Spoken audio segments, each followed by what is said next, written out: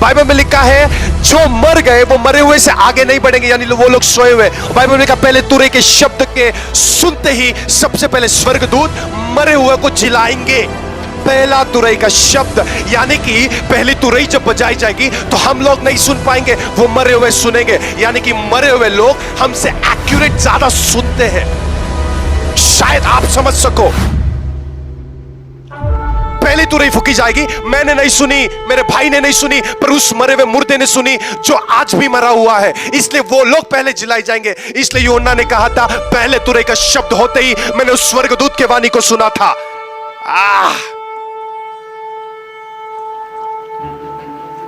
ये ordinary revelations नहीं है, ये ऑर्डिनरी टीचिंग मैं आपको नहीं दे रहा हूं, ये मेरे 4 साल का खून और सब कुछ मेरा इसी में है।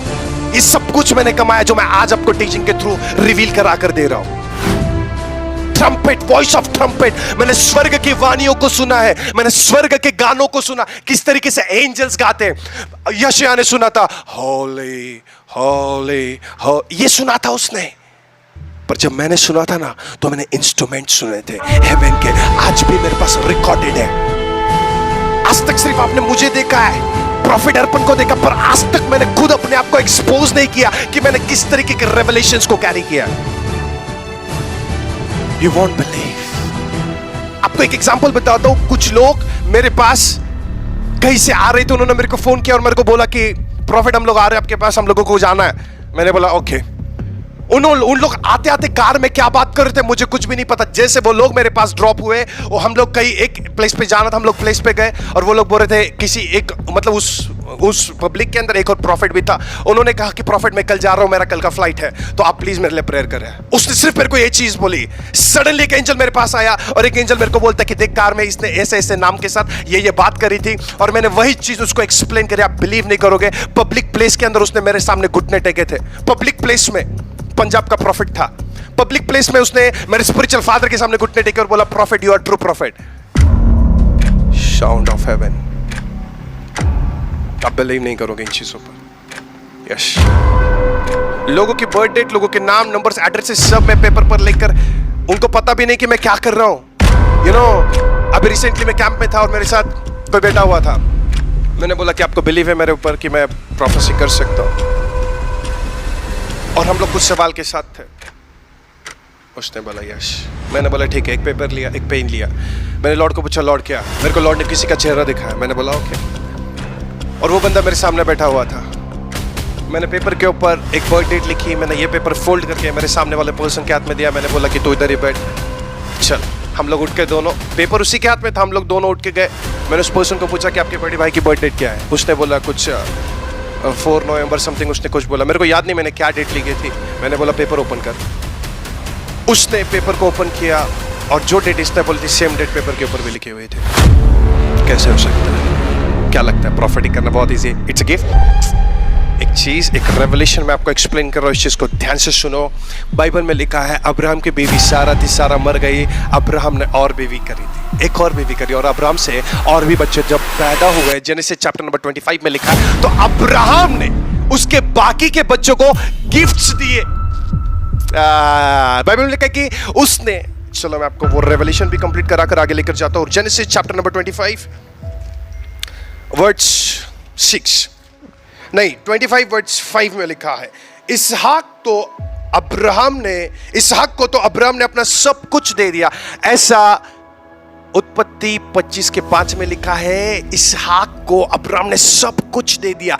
पर जब अब्राहम की रखेल जो थी, उनके बच्चों का वक्त आया, तो लिखा है अब्राहम ने उनको गिफ्ट्स दिए। गिफ्ट्स। आज जो प्रॉफिट गिफ्ट ऑफ प्रोफेसी के थ्रू चलता है वो गिफ्टेड है, वो 10% एक्यूरेट हो सकता है।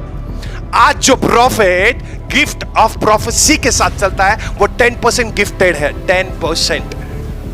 पर जो प्रॉफिट ऑफिस ऑफ प्रॉफिट के साथ चलता हो वो 100% प्रॉफिट होता है, क्योंकि इसहाक को सब कुछ मिल गया था। इसहाक को ऑफिस मिला था। अब्राहम ने झूठ बोला, इसहाक ने भी बोला। अब्राहम ने अच्छी पत्नी करी, इसहाक ने भी करी। अब्राहम के पास प्रॉपर्टी थी, इसहाक के पास भी थी।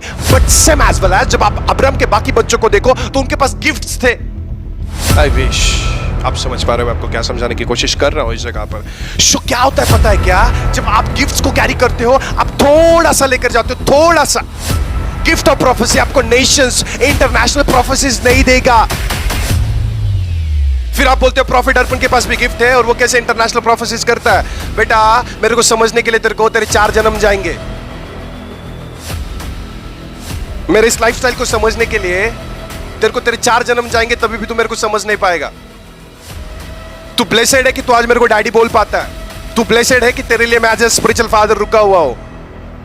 यस, एक वक्त आएगा जिस दिन आप खुद बोलोगे कि ये प्रॉफिट मेरे को चाहिए था।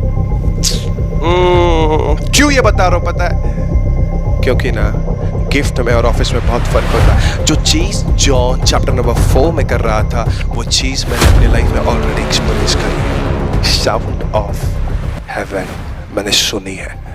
उसके बाद बाइबल में लिखा है किस तरीके से हम लोग करूब के साथ आगे जा रहे हैं। सुनो इस चीज को।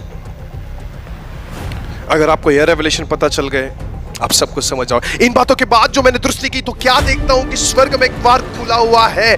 आज तक विजन्स को देख रहे थे और देखा कि एक डोर ओपन हुआ है, पर डोर ओपन होने के बाद क्या होता है? जिसको मैंने पहले तुरई के शब्द के साथ अपने साथ बातें करते सुना था, एंजल को सुनने के लिए तेरे को वॉइस ऑफ हेवन सुनना पड़ेगा, ट्रम्पेट के वॉइस को सुनना पड़ेगा। होली गोस्ट, शायद ये लोग आज एंजल्स तेरे वाणी को सुन सके। वही कहता है यहाँ ऊपर आ, मैं तुझे और भी बातें दिखाऊंगा जिनका शीघ्र होना अवश्य। यही एंजल रेवलेशन चैप्टर में प्रकाशित वाक्य 1 अध्याय के अंदर कहता है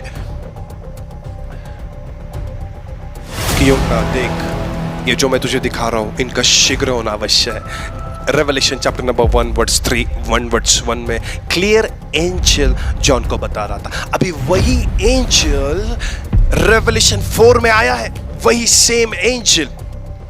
पूरे बाइबल में पढ़ लो, पुराने नियम को छोड़कर स्वर्गदूतों की सेवकाई कहीं नहीं मिलेगी। पर जब आप न्यू टेस्टमेंट में आते हो, मत्ती से लेकर प्रकाशित वाक्य तक आपको सब कुछ ठीक मिलता है। पर जब आप रेवलेशन में आते हो, पूरे बुक ऑफ रेवलेशन में एंजेलिक मिनिस्ट्री मिलती है। पूरे बुक ऑफ रेवलेशन में एंजेलिक मिनिस्ट्री मिलती है, क्योंकि मैंने आपको पहले भी बताया, जो वो था, जो वो है और जो वो आने वाला है, वो एक ही है। वो युगानुयुग एक सा ही रहेगा। उसने उत्पत्ति में स्वर्गदूतों की शुरुआत करी थी, उसने प्रकाशित वाक्य में भी स्वर्गदूतों की शुरुआत कराई है। फिर आप एंजेलिक मिनिस्ट्री से कैसे दूर हो सकते? कैसे? इसको कोई और नहीं समझाएगा। कोई भी कोई भी आकर बोलेगा कि अरे उसको क्या पता, इसको क्या पता, इसका क्या और उसका क्या। But listen to me and listen to the holy ghost. आप आपके बाइबल को पढ़ोगे ना, तभी आपको यह चीज पता चलेगी कि एंजेलिक मिनिस्ट्री कितनी ज्यादा डिफिकल्ट हो जाती है, कितनी ज्यादा डिफिकल्ट हो जाती है। यही करूबों को आज अगर आपको समझना है तो इस चीज को अभी ध्यान से सुनना। उसी स्वर्गदूत ने मेरे को कहा ऊपर आ, और लिखा है तुरंत मैं आत्मा में आ गया। And immediately I was in the spirit. आत्मा में मूव होना है, स्पिरिट के अंदर देखना है। आपको पता है जब भी एक भविष्यवक्ता भविष्यवाणी करते तो क्या बोलता है? मैं आत्मा में देखता हूं। बेटा तेरे को आत्मा में देखने से पहले स्वर्गदूत की वाणी सुनना जरूरी है। बाइबल में क्लियर लिखा है। और तू बोले मैं आत्मा में देखता हूं, फिर भी तेरे को कुछ नहीं दिखेगा, क्योंकि तेरे पास एंजेलिक मिनिस्ट्री नहीं है।